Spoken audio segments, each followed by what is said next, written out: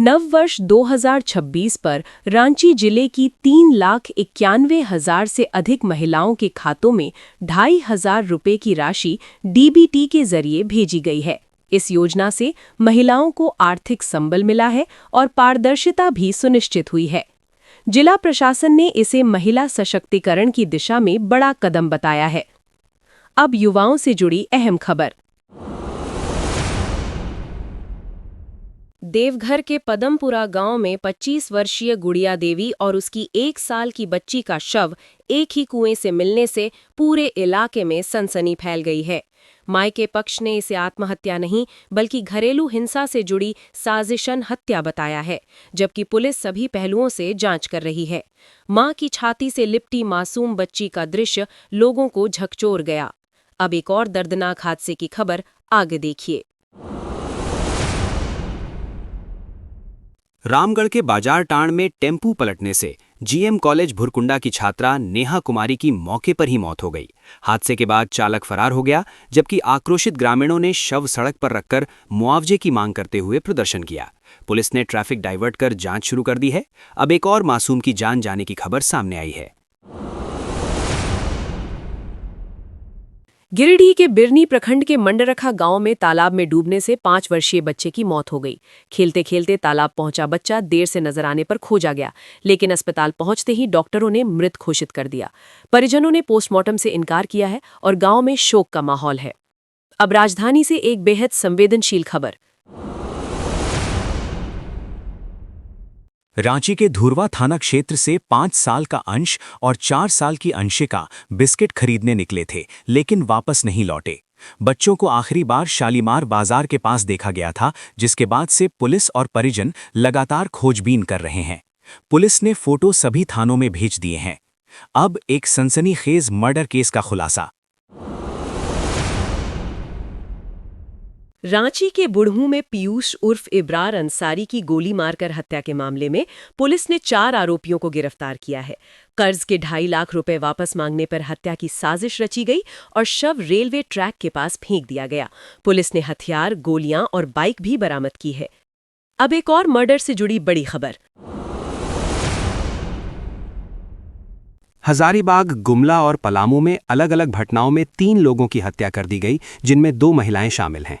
हजारीबाग में चाकूबाजी, गुमला में पत्नी की कुल्हाड़ी से हत्या और पलामू में महिला को दफनाने का मामला सामने आया है। पुलिस ने एक आरोपी को गिरफ्तार कर लिया है, जबकि अन्य की तलाश जारी है। अब अपराध से जुड़ी एक और बड़ी घटना। गढ़वा के भवनाथपुर केतार मार्ग पर यात्री शेड में एक अज्ञात युवक का खून से लथपथ शव मिलने से सनसनी फैल गई। सिर में गोली मारने की आशंका जताई जा रही है। हालांकि पुलिस पोस्टमार्टम रिपोर्ट का इंतजार कर रही है। मृतक की पहचान अब तक नहीं हो सकी है। अब ठगी और फर्जी अफसर से जुड़ी चौंकाने वाली खबर। पलामू के हुसैनाबाद से एक शातिर ठग को गिरफ्तार किया गया है, जो खुद को 2014 बैच का आईएएस बताकर वर्षों से लोगों को प्रभावित कर रहा था। जांच में सामने आया कि वो यूपीएससी में कई बार फेल हो चुका था और फर्जी आईडी व नेम प्लेट लगी कार से घूमता था। पुलिस ये भी जांच कर रही है कि उसने कितनों को ठगा। अब राजधानी से नशे के खिलाफ बड़ी कार्रवाई। लोअर बाजार थाना क्षेत्र में पुलिस ने 3.758 किलो लिक्विड अफीम के साथ एक युवक को गिरफ्तार किया है। आरोपी लातेहार से अफीम बेचने रांची आया था और एनडीपीएस एक्ट के तहत मामला दर्ज किया गया है। पुलिस नेटवर्क खंगालने में जुटी है। अब अपराध से हटकर एक बड़ी सामाजिक चिंता। राजधानी रांची में जर्जर पाइपलाइन और नालियों से गुजरते कनेक्शन के कारण दूषित पानी घरों तक पहुंच रहा है। इससे उल्टी दस्त और गंभीर बीमारियों का खतरा बढ़ रहा है और लोग साल भर बीमार पड़ रहे हैं। प्रशासन की लापरवाही पर सवाल उठ रहे हैं। अब मौसम का हाल जानना जरूरी है। दुमका के हंसडीहा बाजार में अपराधियों ने सेवानिवृत्त शिक्षक नंदलाल भगत से घर के बाहर 3.8 लाख रुपए से भरा बैग छीन लिया। वारदात के दौरान बुजुर्ग ने बहादुरी दिखाई, लेकिन बदमाश उन्हें घसीटते हुए फरार हो गए। पुलिस सीसीटीवी फुटेज के आधार पर आरोपियों की तलाश कर रही है। अब कानून व्यवस्था से जुड़ी एक और हाई प्रोफाइल खबर। हजारीबाग के केरेडारी में कोयला ढुलाई सड़क जाम करने पर प्रशासन ने पूर्व मंत्री योगेंद्र साव को धरना स्थल से हटा दिया। इस दौरान प्रशासन और पूर्व मंत्री के बीच तीखी नोकझोंक हुई और ट्रांसपोर्टिंग घंटों बाधित रही। जमीन एग्रीमेंट को लेकर विवाद के बीच प्रशासन ने कार्रवाई करते हुए ढुलाई बहाल कराई। अब मौसम से जुड़ी अहम अपडेट।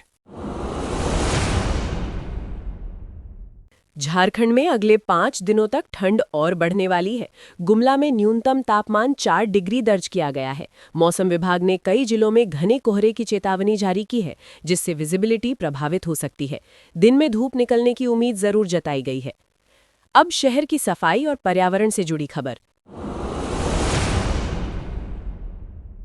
रांची नगर निगम ने हरमू नदी की बदहाली दूर करने के लिए 150 सफाई कर्मियों और भारी मशीनों के साथ विशेष अभियान शुरू किया है। गाद, प्लास्टिक और कचरा हटाकर नदी के प्रवाह को बहाल किया जा रहा है। आगे नियमित निगरानी, जुर्माना और ब्यूटिफिकेशन की भी योजना है। अब राजधानी से प्रशासनिक सख्ती की खबर।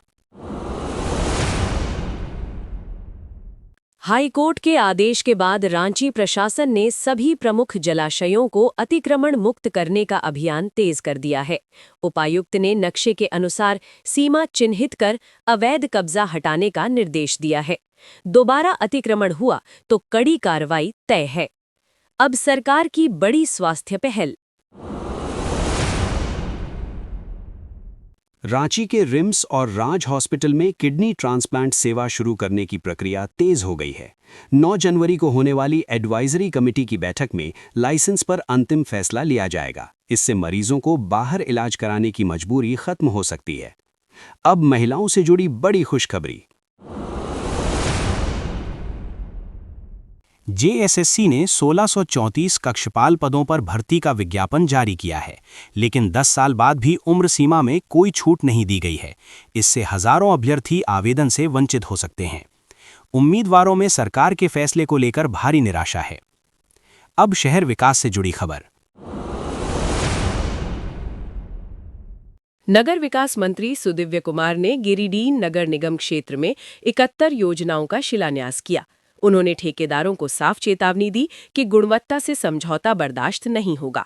इन योजनाओं से शहर की आधारभूत सुविधाएं मजबूत होने की उम्मीद है। अब सड़क सुरक्षा से जुड़ी खबर।